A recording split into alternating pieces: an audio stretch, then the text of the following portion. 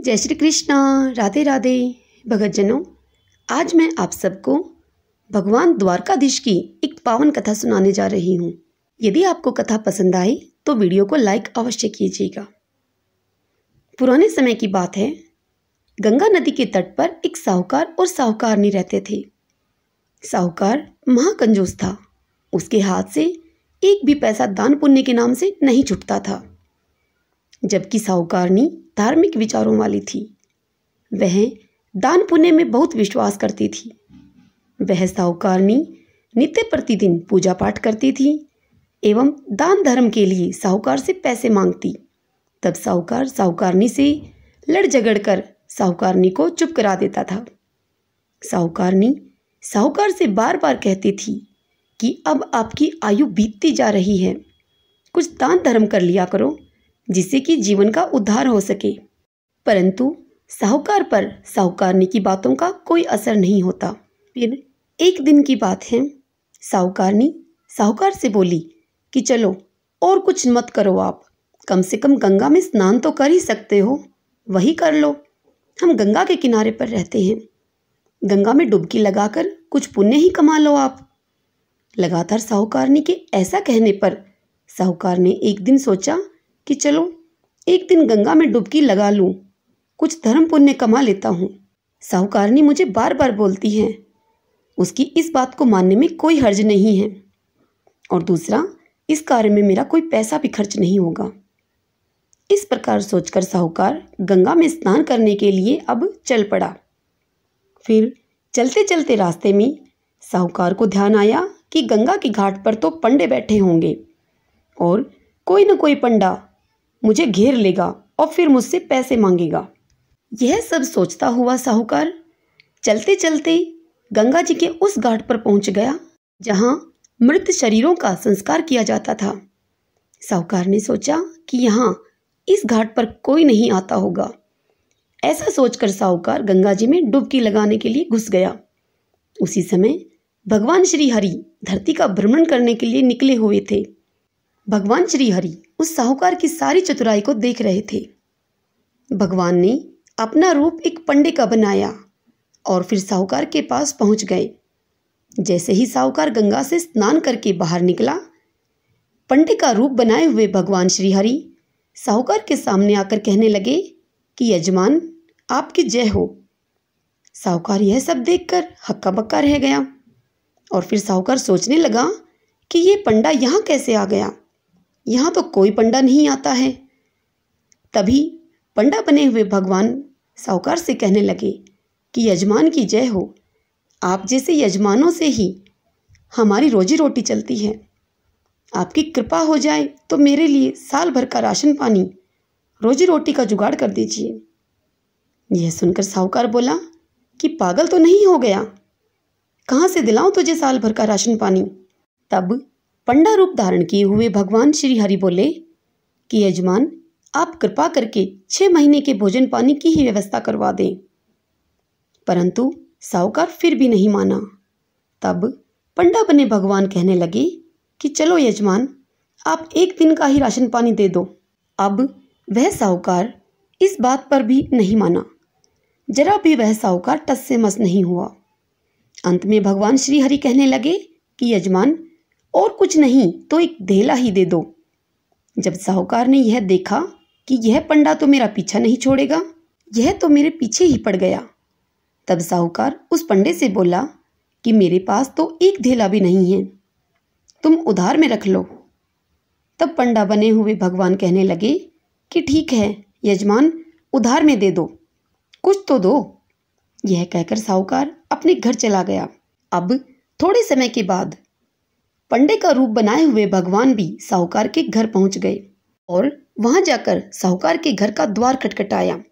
साहूकारनी ने आकर द्वार खोला और फिर पूछने लगी कि आप कौन हो। तब पंडा बने भगवान कहने लगे कि मैं पंडा हूँ, गंगा के किनारे पर रहता हूँ, आप जैसे यजमानों का दिया हुआ खाता हूँ। और फिर पंडा कहने लगा कि आज सुबह आपके पति गंगा स्नान करने के लिए गए थे और मुझे एक धेला देने की उधार करके आए थे, वही धेला लेने के लिए मैं यहाँ आया हूँ। सब बात सुनकर साहूकारनी अब भीतर चली गई और जाकर साहूकार से बोली कि जिसे धेला देने की उधार करके आए थे वह धेला लेने के लिए आया है। साहूकारनी की ऐसी बात सुनकर साहूकार घबराने लगा और सोचने लगा कि यह यहाँ कैसे पहुँच गया, और वो भी धेला लेने के लिए। और फिर साहूकार यह सोचकर अपनी पत्नी से बोला कि उसे जाकर कह दो कि मेरी तबीयत ठीक नहीं है, मैं बीमार हूँ, अभी नहीं मिल सकता धेला, फिर कभी आना। साहूकारनी ने बाहर जाकर कह दिया कि मेरे पति अभी बीमार हैं, फिर कभी आना आप। तब भगवान बोले कि हमारा यजमान बीमार है और यह सुनकर भी हम लौट जाएं, ऐसा नहीं हो सकता। मैं अपने यजमान के लिए यहीं पर रहकर पूजा पाठ करूँगा। आप मेरे लिए भोजन की व्यवस्था करवा दीजिए। साहूकारनी अब अंदर गई और साहूकार से कहने लगी कि वह बोल रहा है कि मैं नहीं जाऊँगा, मेरे लिए आप भोजन की व्यवस्था कीजिए, मैं अपने बीमार यजमान के लिए पूजा पाठ करूँगा। साहूकार अपनी पत्नी की यह बात सुनकर हैरान रह गया और फिर साहूकार साहूकारनी से बोला कि जाओ उससे जाकर कह दो कि मैं मर गया। साहूकारनी बोली कि यह क्या कह रहे हो, ऐसा मत कहो। साहूकारनी की यह बात सुनकर साहूकार बोला कि जैसे मैं कह रहा हूँ वैसे ही करो। साहूकारनी अब रोती रोती बाहर आई और उस पंडित से बोली, आप जाइए यहाँ से, मेरे पति की मृत्यु हो गई है, अभी आपको धेला नहीं मिल सकता। साहूकारनी की यह सब बात सुनकर पंडा भेष बनाए हुए भगवान हक्के बक्के रह गए और मन में सोचने लगे कि यह कैसा प्राणी है, धेला ना देना पड़े इसके लिए क्या क्या कर रहा है। परंतु भगवान भी कहाँ मानने वाले थे। वह साहूकारनी से बोले कि ये तो बड़ी गलत बात हो गई, अब आप अकेली हो गई, गृहस्थी का सारा बोझ अब आपके कंधों पर आ गया। ऐसा करता हूँ, मैं गांव में जाकर सबको साहूकार जी के मरने की सूचना दे आता हूँ। इससे पहले कि साहूकारनी पंडित से कुछ कह पाती, भगवान तो निकल पड़े बाहर की ओर और फिर जाकर सबको सूचित कर दिया कि फलां फलां साहूकार की मृत्यु हो गई है।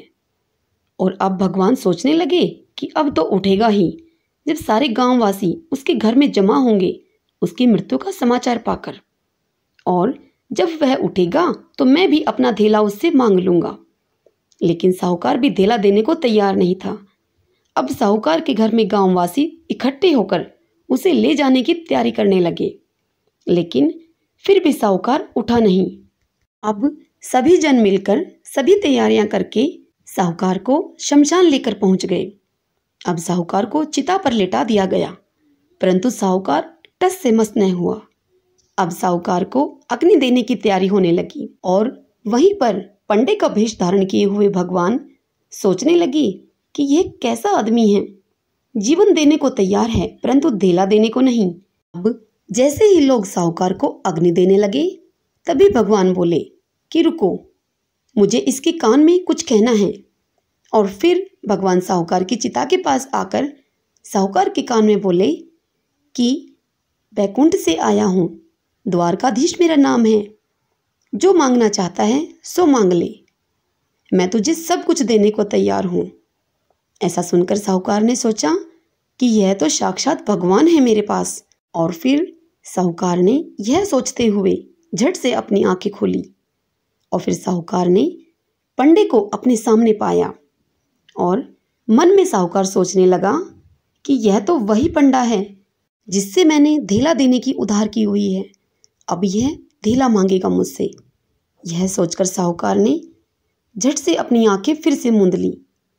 तब भगवान बोले कि आंखें खोल साहूकार, मैं तुझसे कुछ मांगने नहीं आया, मैं तो तुझे कुछ देने के लिए आया हूँ, मैं तुझे देना चाहता हूँ। तूने तो मुझे एक धेला भी नहीं दिया, लेकिन आज तू मुझसे जो मांगेगा, धन दौलत सुख ऐश्वर्य, जो तेरा मन चाहे वह तू मुझसे मांग ले, मैं तुझे सब दूंगा। तब साहूकार बोला कि जो मैं मांगूंगा वह मुझे देगा? तब भगवान बोले कि हाँ दूंगा। तब साहूकार बोला कि जो मैंने तुम्हें धेला देने की उधार की थी, तुम्हें उधार धेला दिया था, वह मेरा मुझे वापस दे दो। भगवान साहूकार की बात सुनकर मंद मंद मुस्कुराने लगे और बोले कि वाह रे मानव, तेरा कैसा स्वभाव, मैं तो तेरे उद्धार करने के लिए यहाँ आया था और यहाँ भी तूने अपना ही दिमाग चला लिया। और फिर तथास्तु कहकर पंडा रूप धारण किए हुए भगवान श्री हरि द्वारकाधीश वहां से अंतर्ध्यान हो गए। भगतजनों, जीवन में अपने हाथ से किया गया दान और अपने मुख से लिया गया प्रभु का नाम ही साथ जाएगा, बाकी सब यहीं रह जाना है। इसीलिए इस जीवन के उद्धार के लिए जो और जितना भी सामर्थ्य है, दान धर्म हो सके उतना कीजिए और अवश्य कीजिए। भगवान के नाम का सुमरण करो। सब बोले द्वारकाधीश भगवान की जय। आप सभी एवं आपके परिवारजनों पर भगवान द्वारकाधीश की कृपा सदैव बनी रहे, ऐसी मेरी शुभकामना है। आपको यदि यह कहानी पसंद आई हो तो वीडियो को लाइक ज़रूर करें और शेयर भी कर दीजिएगा। जय श्री कृष्णा, राधे राधे।